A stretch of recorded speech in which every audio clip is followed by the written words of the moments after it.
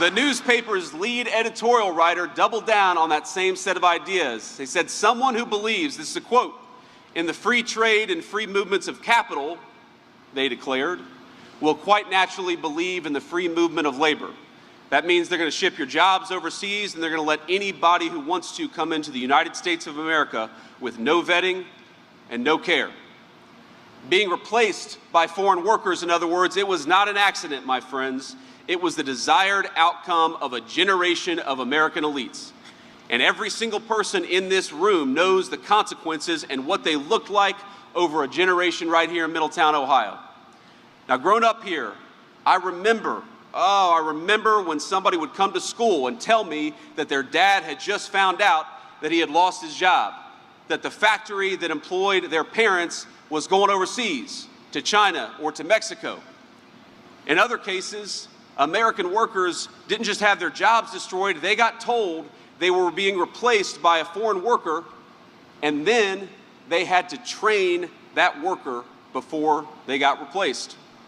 Some of these stories have made national news, and they've stuck with me. 3 years after the Wall Street Journal called for the free movement of labor, a computer programmer, not a mill worker, a computer programmer by the name of Kevin Flanagan was let go at the bank that he worked at. And the bank, they told him, you're only going to get your severance package if you trained a foreign replacement to do your job instead. And it's a heartbreaking story because he did it. He dutifully did what he was asked to do, and on his last day, he packed up his things, he walked to the office parking lot, he got in his truck, and he shot himself. It's not just Kevin, as you all know. Now, economists have measured the ways in which the opioid crisis exploded in the very locations where jobs were shipped overseas. The open borders demanded by those same people brought some innocent people, of course it did.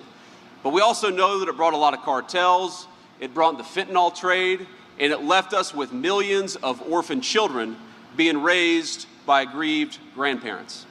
That was the story, of course, of my mama and papa. Now, the blood of these men and women, these so-called deaths of despair, I'm sure you've heard that phrase, but it's almost too abstract for me, because the blood of those people, in my view, it pools at the feet of those who would sell out their country for a cheap bottom line.